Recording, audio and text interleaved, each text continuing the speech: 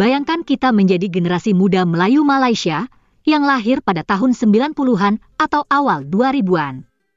Jadi usia kita sekitar 20 hingga 30 tahun. Saat sekolah, kita diajari mengenai alam Melayu dan tamadun alam Melayu yang hebat. Kita juga merasa memiliki kepulauan Melayu dan Nusantara yang maha luas.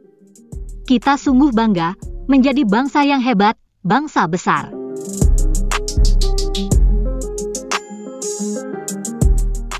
Kita juga belajar mengenai Hang Tuah yang super hebat, bagaikan superhero yang paling sakti di dunia.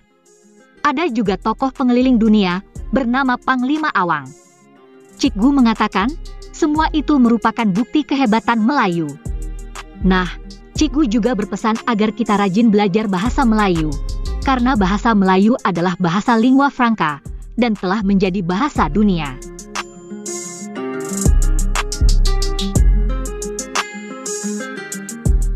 Tapi betapa bingungnya kita setelah kini mendapatkan informasi dari negara sebelah yang isinya bertolak belakang. Bahkan, di negara sebelah yang bernama Indonesia itu, Melayu hanya sebagai suku bangsa, seperti juga suku bangsa yang lain di sana, contohnya Batak, Bugis, Sunda, Dayak, Minang, dan sebagainya. Dan kata negara tetangga itu, sebagian Melayu di Malaysia sebenarnya Melayu palsu. Misalnya, orang Jawa dianggap sebagai Melayu.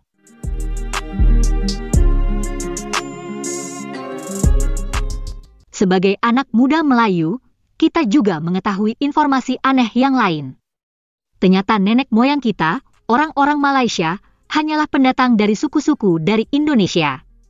Bahasa Melayu pun dari Sumatera. Jadi semua yang katakan Cikgu, ternyata hanya ilusi yang kini bikin sedih. Nah, kesedihan seperti itulah yang dialami oleh gadis Malaysia yang malang berikut ini.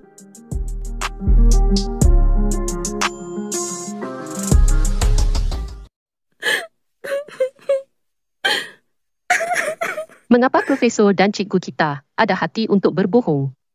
Lebih-lebih lagi apa yang nak kita banggakan sekarang? Nenek moyang kita rupanya bukan pahlawan. Sedihlah kita, Hang Tuah hanyalah cerita dongeng. Panglima Awang nampaknya berasal dari Maluku, orang Indonesia.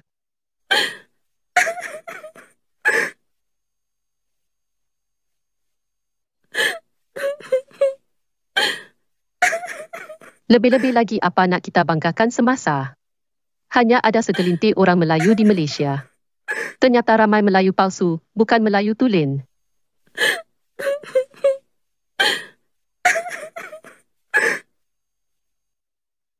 Ternyata alam Melayu hanyalah ilusi. Kepulauan Melayu rupa-rupanya milik Indonesia, dinamakan Kepulauan Indonesia. Nusantara yang luas itu juga milik Indonesia. Mereka pakai untuk nama pusat negara yang baharu. Kenapa cikgu berbohong pada kita?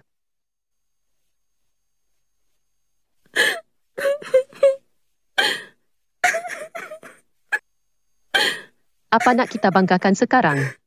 Kita tidak mempunyai Sriwijaya dan Majapahit. Pusat Melayu pun ada di Sumatera.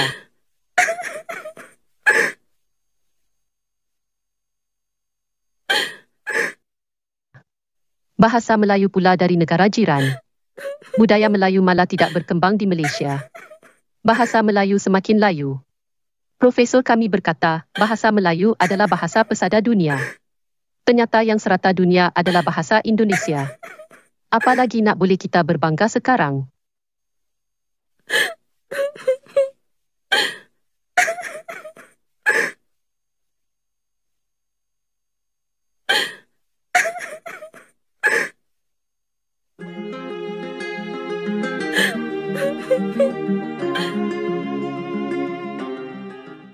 Kisah tadi hanyalah ilustrasi. Tapi kesedihan seperti itu, atau setidaknya kebingungan, boleh jadi dirasakan oleh generasi muda Melayu Malaysia sekarang. Apalagi, kaum tua di Malaysia masih terus berilusi, terutama mengenai bahasa Melayu. Berikut ini contoh ilusi Profesor Malaysia yang disampaikan beberapa bulan lalu. Dan bahasa Malaysia kini digunakan oleh lebih 280 juta pengguna dalam sistem internet. Bahasa Melayu terus maju sebenarnya ke hadapan dengan mengadoptasi banyak istilah-istilah dunia perdagangan, sains dan teknologi. Apa yang penting tentang bahasa Melayu ialah keluasan ataupun fleksibilitinya yang telah menjadikan bahasa Melayu ni sebuah bahasa yang kaya dengan istilah antarabangsa dengan dari adoptasi daripada banyak bahasa di abad ke-20 banyak daripada bahasa Inggeris. Bahasa Melayu mempunyai kedalaman masa ataupun time depth kerana dia mempunyai sejarah yang panjang. Ini menjadikannya kaya dan sempurna sebagai bahasa yang bertamadun. Bahasa Melayu digunakan oleh lebih 300 juta umat Melayu yang menduduki Kepulauan Melayu Nusantara di hampir separuh daerah di Asia dan merupakan bahasa utama bagi lebih 3.85% penduduk dunia, menjadikan 10 bahasa terbesar di dunia. Bahasa Inggeris sebenarnya hanya digunakan oleh 5% penduduk dunia. Jadi kita tak jauh daripada bahasa Inggeris sebenarnya.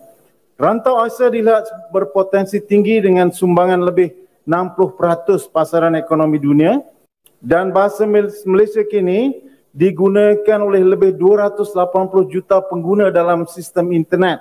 Dan bahasa Malaysia kini digunakan oleh lebih 280 juta pengguna dalam sistem internet dengan kadar penetrasi 34% dan perkembangannya 1,600% dalam tempoh 6 tahun.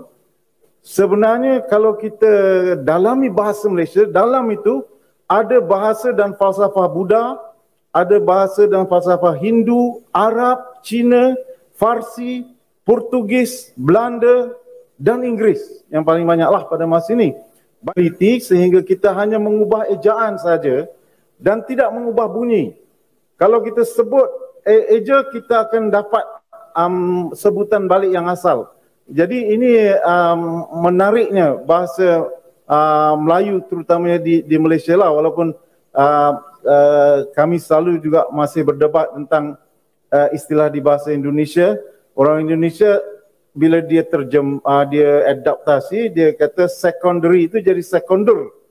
Jadi saya berpuluh tahun saya nak cuba familiar dengan seconder.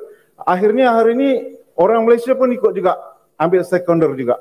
Jadi saya berpuluh tahun saya nak cuba familiar dengan seconder. Akhirnya hari ini orang Malaysia pun ikut juga ambil seconder juga.